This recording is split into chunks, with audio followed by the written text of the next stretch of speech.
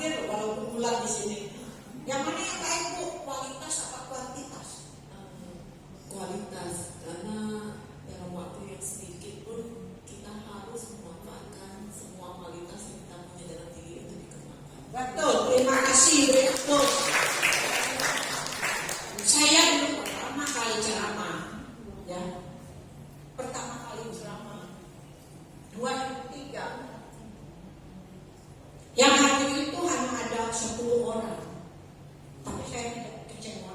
Lanjut, kenapa? Orang yang ikut ceramah itu adalah mempunyai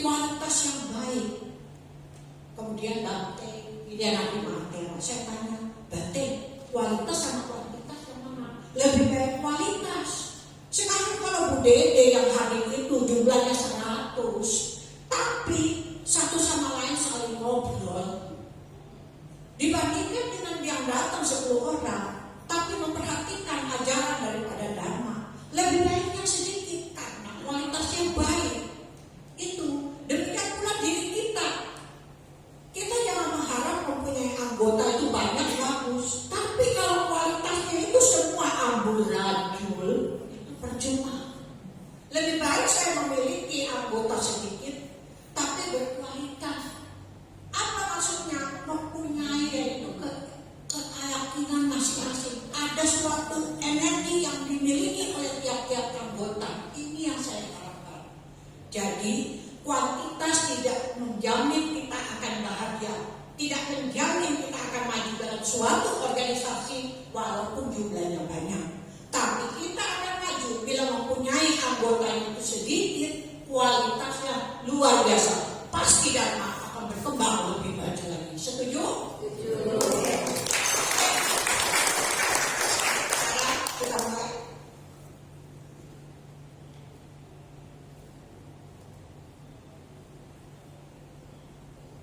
Ya, silakan baca. Yang pertama John. Ya. Memahami orang lain adalah kebijaksanaan. Memahami diri sendiri adalah pencerahan. Nah, ini penting sekali. Kita memahami orang lain adalah suatu kebijaksanaan. Sedangkan memahami diri kita sendiri adalah pencerahan. Bagaimana kita supaya mendapatkan kebijaksanaan dan pencerahan? Kita ikuti ajaran-ajaran daripada Dharma, Siddhartha Gautama. Karena tanpa kita memiliki keyakinan, tidak memiliki moral Pancasila yang baik, tidak mempunyai nilai yaitu keinginan untuk berdana, tidak punya keinginan untuk memberi kepada orang-orang yang membutuhkan, dan juga tidak simpati, empati kepada orang lain, maka tidak mungkin kita akan memiliki yaitu namanya kebijaksanaan maupun pencerahan di dalam diri kita. Oke? Nah, ini saya akan berikan suatu video, tolong diilhami arti kata-katanya. Ini bagus sekali. Oke?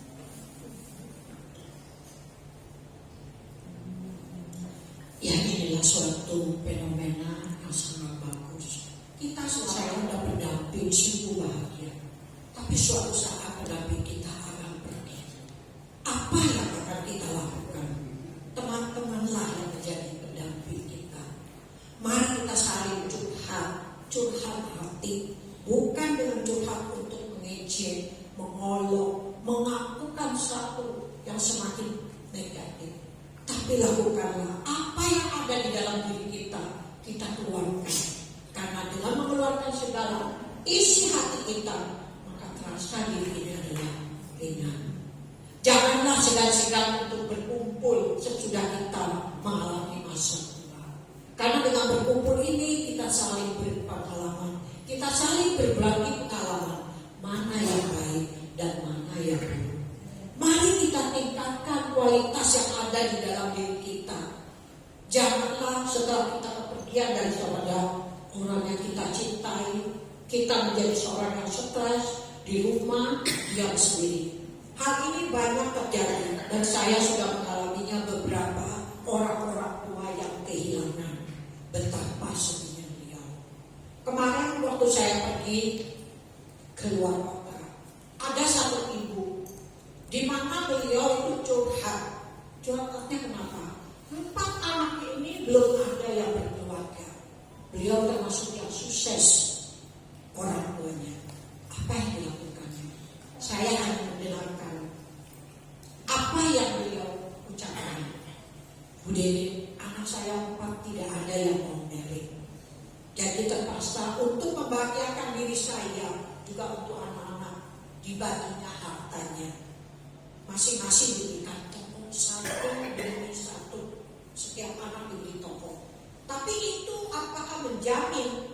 Belum tentu. Harus dengan disadarkan, yaitu diberikan jalan yang benar. Karena bila tidak ada keyakinan pada satu ajaran, bisa jadi akan hancur apapun yang diberikan. Ini adalah suatu hal yang sangat-sangat minim bila seorang tua hanya menyerahkan demikian saja hartanya. Rumahnya luar biasa sekali. 2 anak sudah diberikan toko, dan saya salut dengan beliau seorang ibu. Dia menuntun anaknya agar supaya toko yang diberikan itu dapat berjalan dengan baik. Ini bagus. Di samping itu dia mencari kesibukan, membantu apabila ada minggu, membantu teman-teman, bahkan orang-orang yang dari luar dia tidak kenal pun dia akan membantu. Jadi karma baiknya luar biasa. Ya, ini harus kita perhatikan. Karena seorang ibu, seorang ayah tidak bisa memberikan begitu saja harta kepada anak tanpa ada bimbingan, terutama yaitu batinnya harus diisi oleh ajaran agama yang sesungguhnya. Karena zaman sekarang sulit sekali. Bila anak tidak diberikan suatu ajaran, wah, mama sudah berikan aku berapa M, wah tak pakai. Kebetulan punya teman yang bukan betul-betul baik, ayo kita pergi, ini ada bisa menang. Hati-hati. Jadi apapun yang kita terima sesudah kita mengalami siklus kehidupan ini adalah tidak pasti. Oleh karena itu saya memohon juga kepada orang-orang tua untuk sadar diri, jangan sampai lupa diri, yaitu memanjakan orang, memanjakan anak sedemikian rupa, semua disediakan. Jangan sampai hal ini terjadi. Bila kita sudah tua, mari kita berkumpul. Bila ada suatu kualitas yang dimiliki oleh ibu, ayo kita salurkan supaya kualitas keinginan daripada kita untuk memajukan apa yang saya bisa ini dapat juga dimiliki oleh ibu-ibu yang baik. Ini sangat baik. Jadi kalau misalnya mobil ini bisa dilihat, diulang, diilhami dalam diri kita. Bagaimana kalau hal ini terjadi pada kita? Bersemula kita bisa adanya bulan bahagia, bisa berkumpul, bersenda gurau, yang nari, yang bisa nyanyi, ayo nari, ya menyanyi. Jadi ini adalah suatu loncatan kita agar di dalam keluarga, walaupun kita telah kehilangan teman kita, suami atau istri kita, kita masih mempunyai kegembiraan di dalam hati kita, mempunyai keyakinan dalam agama kita yaitu Buddha, Dhamma, dan Sangha. Oke? Lanjut. Silakan baca. Ilmu padi adalah sebuah pandangan filosofi hidup pada masyarakat Asia Tenggara. yang diilhami dari perkembangan bulir padi sejak berbunga hingga bernas bulirnya. Ungkapan lengkapnya berbunyi, bagaikan padi semakin masak semakin merunduk. Makna dari ungkapan ini adalah manusia tidak layak untuk bersikap sombong karena usia atau kemampuan yang dimilikinya. Masyarakat akan memandang baik seseorang apabila semakin tinggi usia, semakin tinggi kemampuannya, ia semakin merendahkan hatinya. Ini penting sekali harus kita miliki. Ya, di mana kita semakin lama semakin tua. Siapa yang semakin lama semakin muda? Ada enggak? Bisa. Seperti ke salon, mukanya jadi wajah muda, tapi usia tidak bisa. Ditanya usianya berapa, malu-malu kucing nggak jawab karena mukanya kok cerah ya, kayak umur 17. Tapi walaupun bagaimana, saya akan terus terang, umur saya sudah 60 sekarang, wah hebat gitu. Kenapa? Finansialnya kuat. Tapi di dalam diri kita sebagai manusia semakin tua harus lebih lagi rendah hati. Janganlah menganggap kita dalam suatu organisasi, oh aku paling lama, Pak Andi paling lama di Royal, Pak Roman juga lama, Pak Jono juga lama. Saya mesti dihormati, harus saya dihormati. Sombong, ini jangan. Kita harus melihat padi, semakin muni, semakin tua, beliau semakin menduduk. Marilah kita camkan falsafah ini, kita laksanakan di dalam diri kita sendiri. Oke?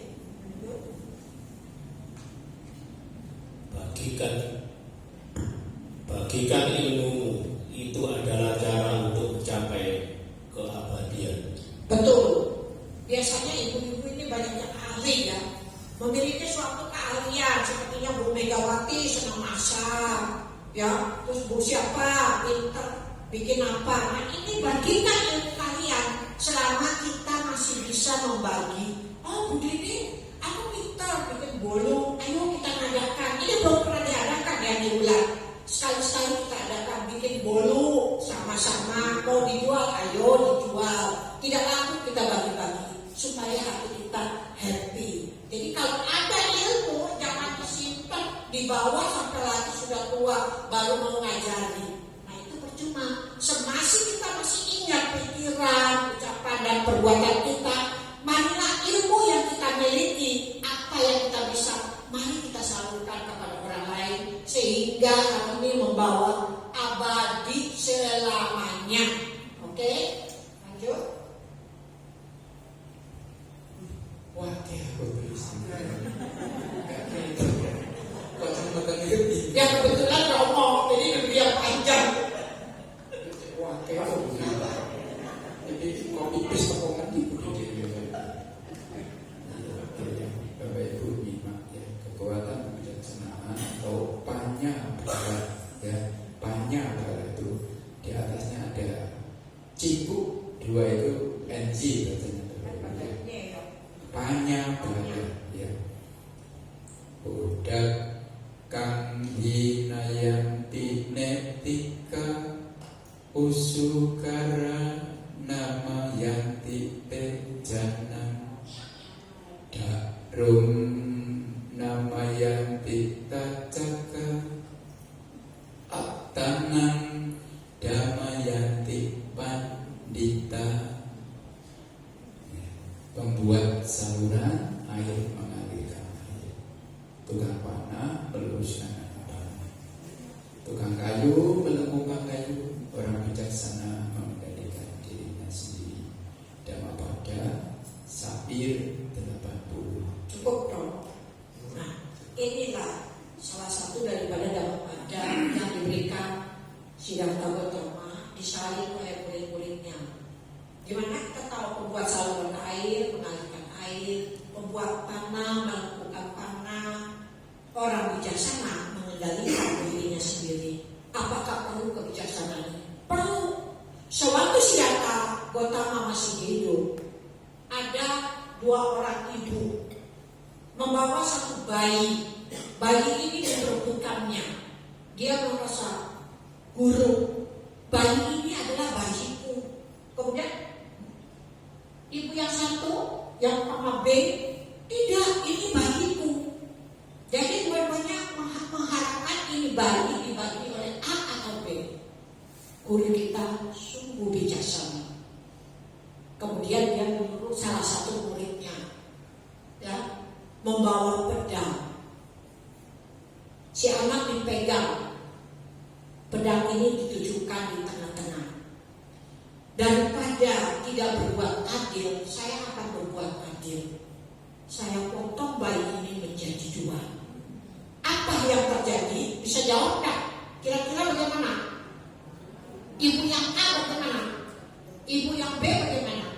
Ini anak mau dipotong, bagaimana? Kenapa? Coba berdiri Bu. Ayo coba. Gimana? Yang A, jadi bayi ini mau dipotong.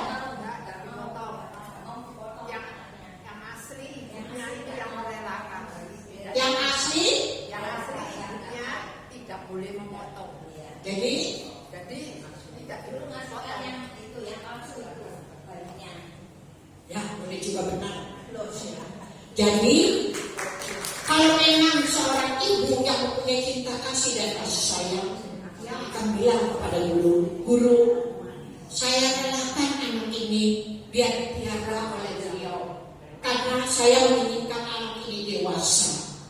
Kalau memang dia ingin baik itu silakan, asal nanti beberapa tahun lagi bertemu dengan saya di depan guru. Bagaimana yang palsu? Dipotong aja jadi 2. Di sini nampak sifat cinta kasih dan kasih sayang yang dimiliki seorang ibu asli itu lebih rela anaknya diberikan asalkan menjadi besar dan bertemu setelah 10 tahun kemudian. Akhirnya guru besar kita mengetahui kamu adalah yang palsu. Di mana sifat daripada welas kasih dan kasih sayang seorang ibu yang mau membelah bayi menjadi 2? Malahan kamu tertawa. Inilah marah yang sangat besar di dalam dirimu. Inilah setan yang ada di dalam dirimu, memecah belah hubungan antara anak dan ibu. Akhirnya anak itu diberikan kepada ibu yang asli. Di sini salah satu kebijaksanaan daripada guru besar kita bisa mengambil contoh yang luar biasa. Oke? Lanjut.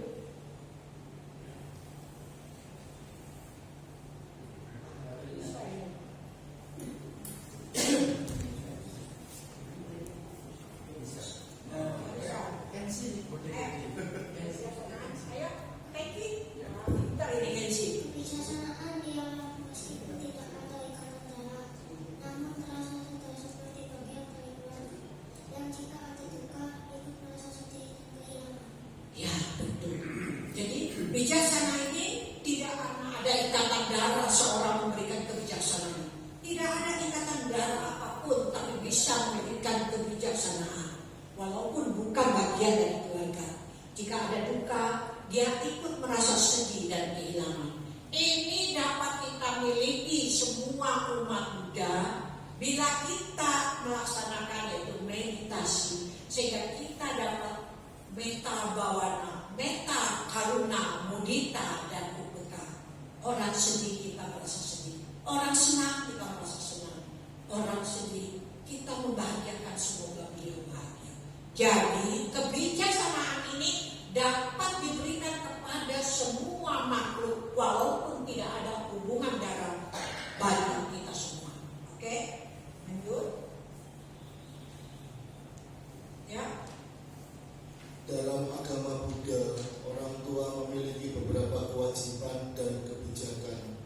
Di antaranya mencegah anak dari perbuatan jahat, menganjurkan anak untuk berbuat baik, memberikan pendidikan yang layak, mencarikan pasangan yang sesuai untuk anak, menyerahkan harta warisan kepada anak pada waktu yang tepat.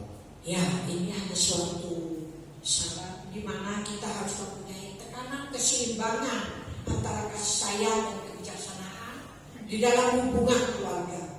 Jadi orang tua itu tidak boleh ya memandang anak sebagai objek yang harus menghasilkan materi. Ini saya sangat tekankan. Dari umur kecil baru masuk kuliah, Broto, ingat ya, kamu di sekolah mama itu susah. Nanti kalau kamu sukses, boleh lagi sama orang tua ya, susah payah membesarkan. Kalau bisa kita jangan berkata demikian. Itu namanya kita minta imbalan. Tujuan daripada seorang ibu orang tua adalah memberikan pendidikan yang sebaik-baiknya. Apabila orang tua sering melakukan kebajikan tanpa diminta, otomatis kita akan menerima buah dari hasil perbuatan kita. Harus yakin. Jadi jangan sekali-kali anak dibela sekolah-sekolah tinggi, ditagih, baru lulus sudah, Broto tolong belikan besok mobil ya. Kamu kan udah lulus. Jangan sekali-kali. Karena kalau kita sebagai orang tua tidak menyimpan kebajikan sebanyak-banyak untuk saat ini dan akan datang, mungkin anak menjadi seorang anak yang buta. Jadi jangan nagih-nagih, itu paling tidak baik. Karena apa yang kamu lakukan itulah yang akan kamu terima. Kapan kita akan terima? Tergantung dari karma kita. Ada yang cepat berbuah saat ini, ada yang berbuah akan datang, ada berbuah di kelahiran. Saya akan cerita. Yang ini kenyataan. Kemarin saya pergi beli buah di apa untuk orang lansia.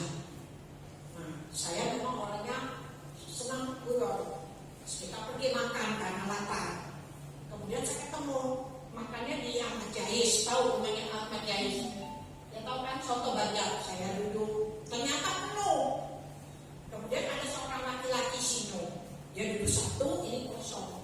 Saya bilang sama pelayan, boleh saya duduk di situ? Oh sekarang nggak boleh bu, satu meja khusus untuk satu konsumen. Jadi tidak boleh konsumen dua. Karena apa? Mungkin perkiraan saya, mereka duduk berdua, yang satu nggak bayar langsung ditinggal. Itu mungkin. Jadi nggak boleh. Tapi saya bilang, saya bawa orang tuanya, kasihan kalau suruh berdiri. Oh ya silakan duduk. Jadi kita berdua duduk.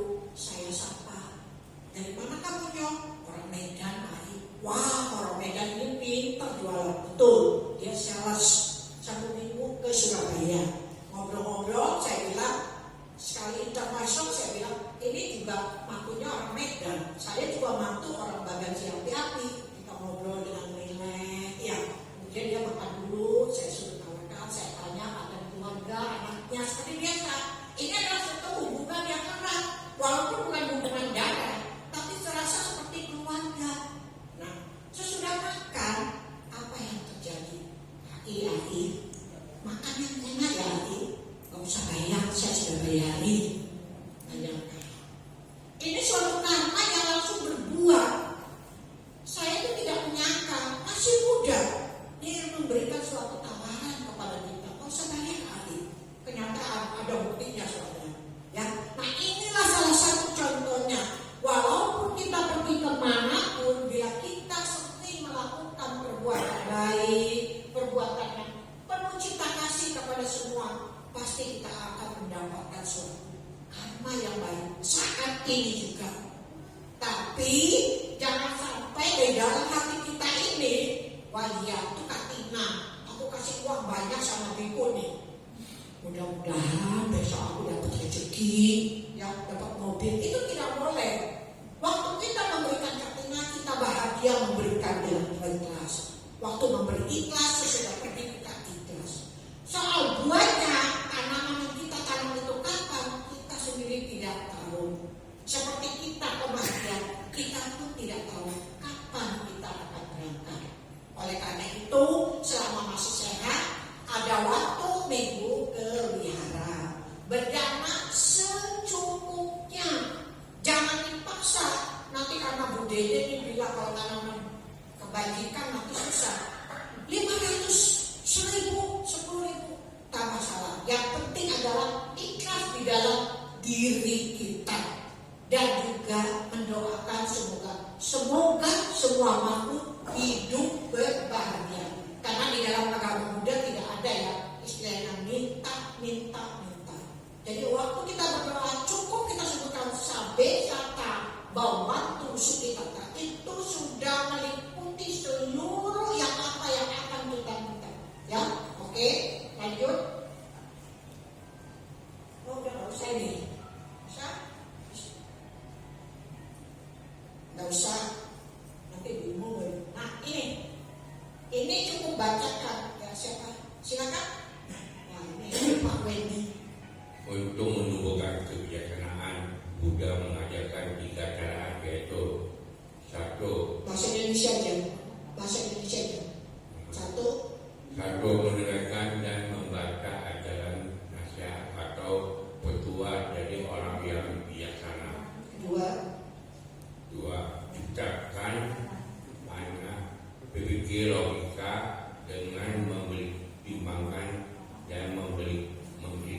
siap resiko yang akan ditemukan.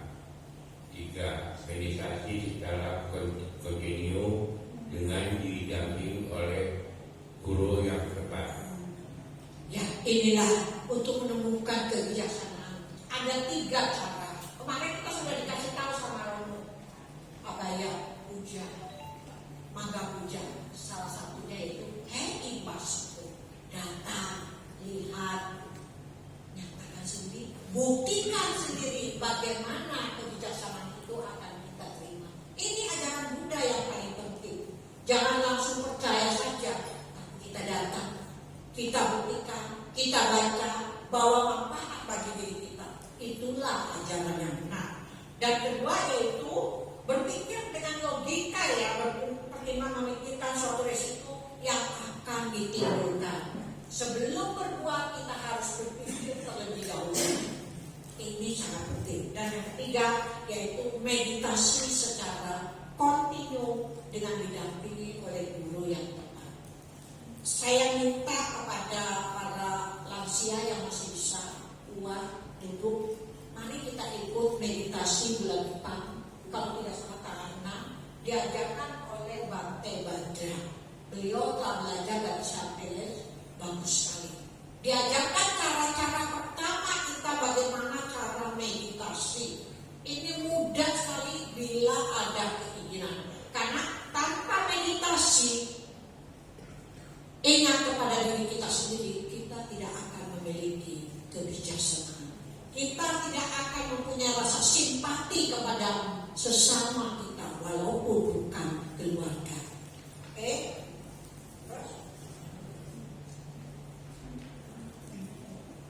Ini boleh dibaca. Selain itu, untuk menjadi bijaksana dalam agama Buddha, seseorang juga dapat melakukan perbuatan baik secara bijaksana seperti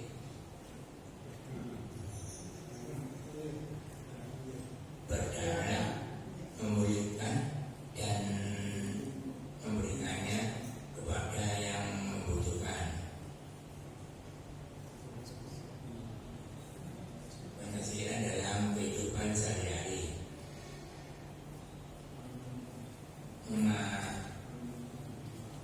mengamati dengan melalui meditasi, menghargai orang lain dan patut dihormati, mengorbankan diri, misalkan menjadi relawan, membiarkan ajaran kebenaran dan aliran yang ajaran Buddha, menggunakan dharma untuk memahami ajaran Sang Buddha. Ya, ini semua adalah faktor-faktor yang paling penting untuk perbuatan baik dan menimbulkan bijaksana. Yang pertama yaitu mari kita berusaha untuk berdana dengan hati yang ikhlas dimanapun. Umpamanya di jalan besar ada pengemis yang kita lihat memang sudah perlu kita beri, mari kita beri. Melatih kedermawanan di dalam diri kita ini adalah sangat-sangat penting. Yang kedua yaitu mempraktekkan Pancasila Buddha yang sering kita sebut, kita baca berkali-kali. Itu kita praktekkan agar kita juga mengetahui membunuh itu tidak boleh, berucap yang tidak benar juga tidak boleh, mencuri apalagi melakukan asusila kepada pasangan kita, bukan pasangan kita, dan juga melakukan judi, mabuk-mabuk. Semoga kita dapat hindari. Itu Pancasila Buddha yang harus dimiliki oleh setiap umat beragama Buddha. Kemudian mengamati diri sendiri yaitu meditasi. Sulit, gampang itu sulit. Asal ada kemauan pasti kita bisa. Dan menghargai orang lain yang patut dihormati. Saya sering melihat apa ini suatu kebiasaan ya. Kita harus menghormati biku-bikuni walaupun dia lebih muda. Karena yang sudah namanya level biku-bikuni walaupun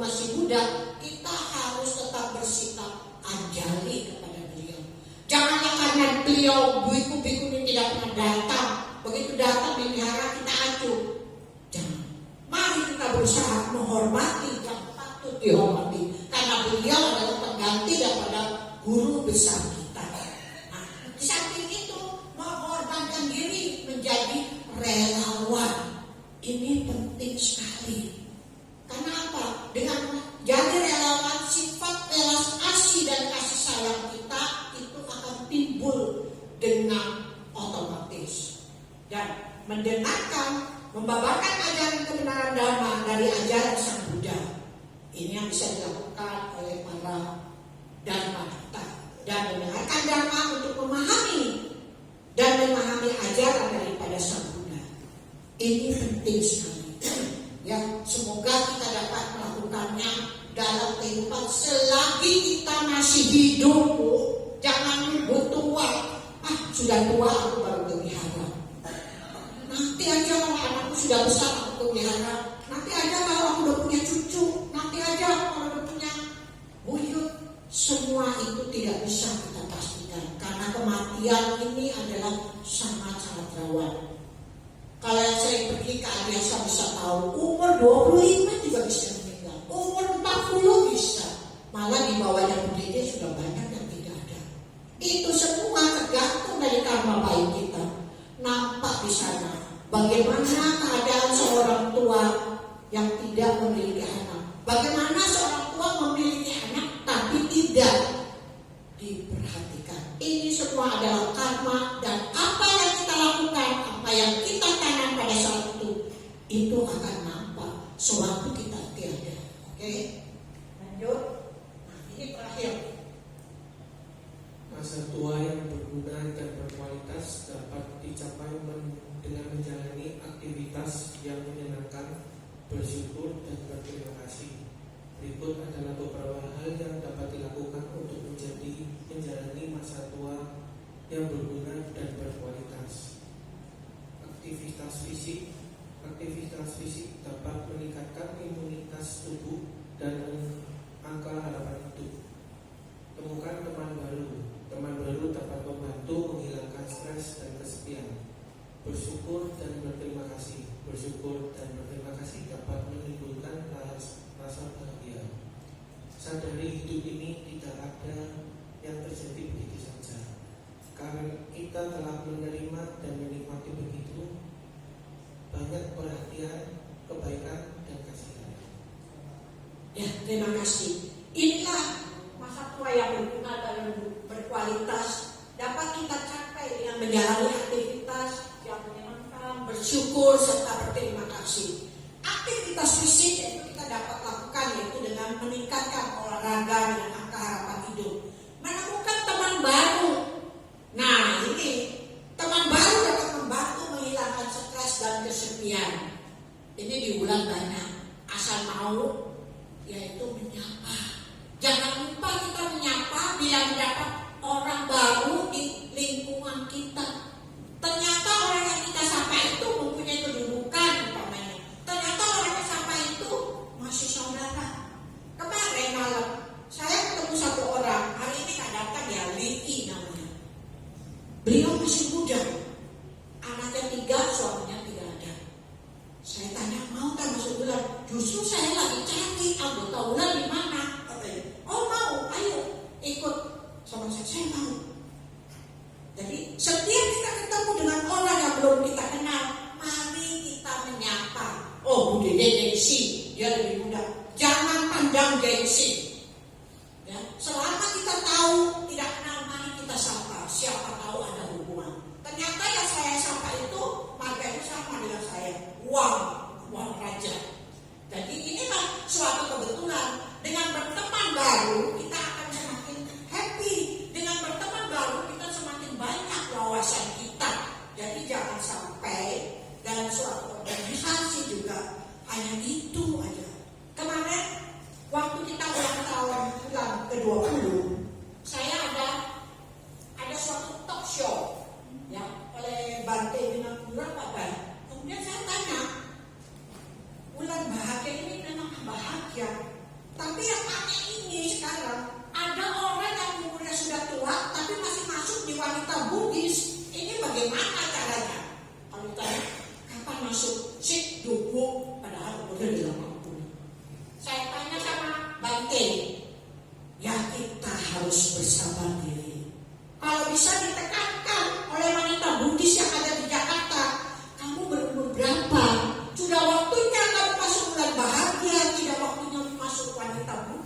Jadi suatu penggerak betul-betul. Karena katanya memang demikian. Takut dikata tua. Padahal yang namanya tua itu harus tetap ada tua. Yang penting kita mempunyai semangat dan keyakinan bahwa walaupun tua, kita masih bisa energi, kita masih bisa melakukan aktivitas. Setuju? Nah ini ya, nanti kalau ada yang tua harus masuk pulang. Nah kemudian kita harus bersyukur. Tadi kita harus bersyukur, berterima kasih, dapat menimbulkan rasa bahagia. Ini akan kita miliki kalau kita selalu happy, membantu orang, memberikan suatu rencana, memberikan suatu yang bermanfaat bagi mereka. Sadarilah hidup ini tak ada yang terjadi begitu saja. Setelah menerima, menikmati banyak perhatian, kebaikan dan kasih sayang, pasti kita akan miliki. Oke? Terakhir, ini ada suatu momen ya. Ini dilihat. Ini sering-sering terjadi.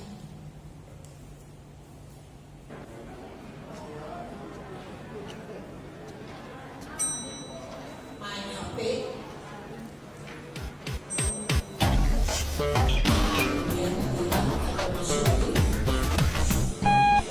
Dia masuk ke dalam. Begitu masuk, over full. Yang diisi di dalam terdiri dari orang-orang tua. Yang baru masuk ini tidak merasa karena dia yang masuk terakhir. Tidak jalan. Yang lain tetap bersabar diri, tidak ada yang marah. Tapi banyak yang melihat jam. Tetap tidak jalan. Semua tidak bingung. Ini memang apa yang terjadi? Kiranya semua bisa. Mereka tidak marah.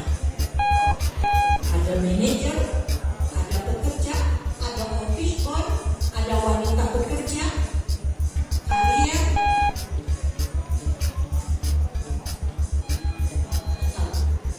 tidak mau jalan.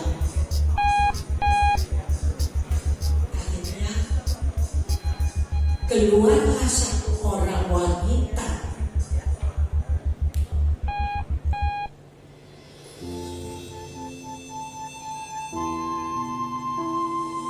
diperhatikan. Orang yang keluar itu adalah orang yang cacat kakinya. Apa yang terjadi pada pemuda ini tetap tidak menghiraukannya. Begitu wanita ini keluar, dia tersebut bisa jalan. Dan beliau masih memberikan suatu senyuman kepada para orang yang naik lift. Ini suatu kejadian yang sering terjadi. Ini bisa saya simpulkan, yaitu ini menjadi air itu loh, Oscar.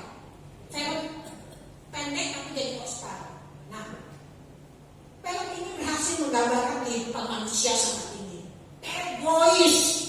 Jadi pemuda tadi egois.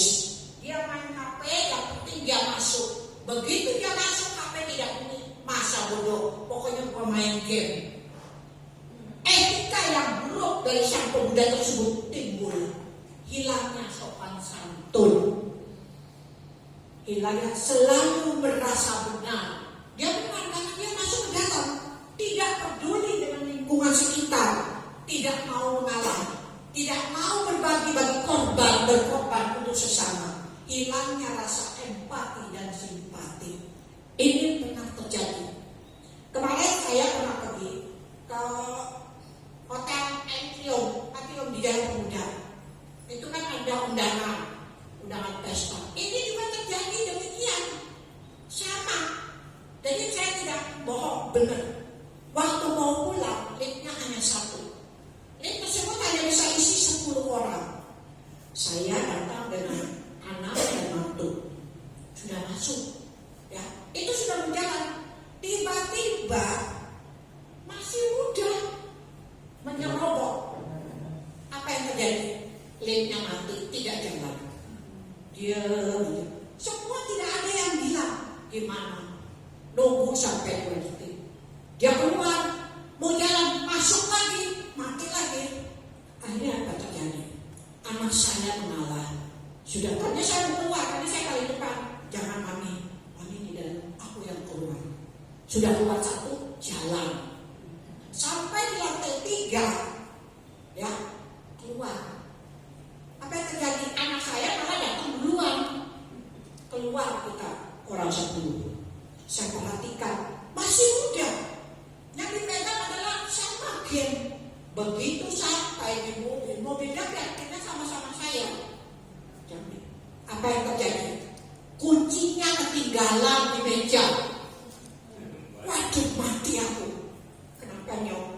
Kuncinya ketinggalan. Makanya nyong, orang harus sabar. Ini dia tangga. Ini sering terjadi. Ya, jangan sampai kita melakukan ini. Masih muda maunya robot, minta cepat, kuncinya ketinggalan masih di meja makan. Jadi kita sebagai manusia terutama harus peduli dengan keadaan. Kita dulu orang-orang tua. Seperti tadi itu luar biasa wanita tersebut. Dia memakai tongkat. Dia mengorbankan dirinya untuk keluar. Karena kalau tidak masuk semua tidak jalan. Oke? Terus? Habis ya? Nah, ini cukup saya. Jadilah seperti bumi. Apapun yang orang katakan atau berbuat, jadilah tak tergoyahkan. Jika mereka memuji Anda atau menyalahkan Anda, itu urusan mereka. Tidak perlu terpengaruh oleh ucapan orang lain, entah baik ataupun buruk. Ketika Anda punya sikap bukan urusan kual, hal itu tidak akan menghasilkan Anda. Ini terjadi. Sebagai orang tua, apalagi di lansia, Bante kemarin waktu ceramah di Jakarta, sebagai orang tua supaya bahagia, jangan banyak menuntut, tapi menuntun itu yang penting. Ada salah satu organisasi saya, dia menuntut, yang apa saya lakukan ini tidak adil. Kenapa saya sering pergi ke sini-sini, tapi waktu pergi pesta saya tidak diajak? Harusnya kita sadar, bila tidak dipilih karena bukan karena baik. Apa yang saya lakukan? Saya masak udang. Saya tidak menekun, saya tidak marah, saya hancur. Emang gua pikirin, saya pakai cara itu sampai saat ini agar beliau tidak menuntut. Jadi merasa sering pergi ke sana ke sini. Apabila budaya pergi harus ikut, itu yang paling gawat. Tidak boleh. Jadi apapun yang terjadi itu adalah perbuatan yang akan kita perbuat, apakah itu baik atau bukan, yang melakukanlah yang akan merasakannya. Oke? Rezeki tak perlu dikejar sampai kotor. Taburlah kebaikan di muka bumi, niscaya rezeki segera menghampiri. Jika belum bisa berbagi kepedulian, jika belum mampu berbagi harta, berbagilah sukacita. Nah, ini salam sejahtera untuk kita semua. Ini penting sekali agar tipe daripada umur-umur. Bagaimana kalau kita sudah umur 75? Bisa keluar ini? Tidak bisa ya? Oh, tidak bisa. Ini penting, paling penting, faktor yang paling penting ini.